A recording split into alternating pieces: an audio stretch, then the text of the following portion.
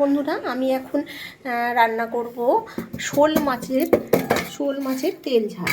এই যে শোল মাছটা রয়েছে, এই যে তেল, এটা ভেজে নেবো গরম তেলে। মাছটা আমার ভাজা হয়ে গেছে। শোল মাছটা বেশি কড়া করে ভাজতে নেই, একটু হালকা করেই ভেজে নিলাম। মাছটা আমার ভাজা হয়ে গেছে, আমি হালকা করেই ভেজে নিয়েছি। তেলটাও গরম হয়ে গেছে, যেহেতু তেল ঝাল একটু তেলটা বেশি লাগবে।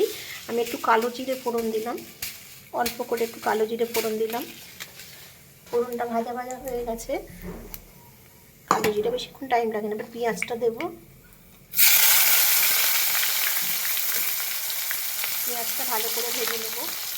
শোল মাছের নানান প্রিপারেশান রান্নার আছে, কিন্তু এটা হচ্ছে শর্টকাটে, খুব তাড়াতাড়ি রান্না করার জন্য এইভাবে রান্না করি আমি। অনেক রকমভাবেই রান্না করা যায় শোল মাছ, কিন্তু তাড়াতাড়ি রান্না করতে গেলে এইভাবে দেখতে হবে।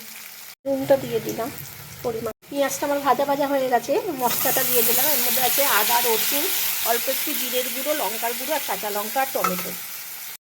ভালো করে কষাবো, কষিয়ে নিয়ে তারপরে জল দেবো অল্প করে। মশলাটা আমার কষানো হয়ে গেছে, এবার আমি জলটা দিয়ে দেবো। খুব বেশি জল দেবো না, আমি অল্প জল দেবো, একটু মাখা মাখা মতো হবে। আর মাছটাও দিয়ে দেবো, একসাথেই দুটো ফুটে যাবে। বললাম তো এটা তাড়াতাড়ি রান্নার জন্যে তৈরি করা, ঝটপট রান্নার জন্যে এই প্রিপারেশানটা করা আর কি।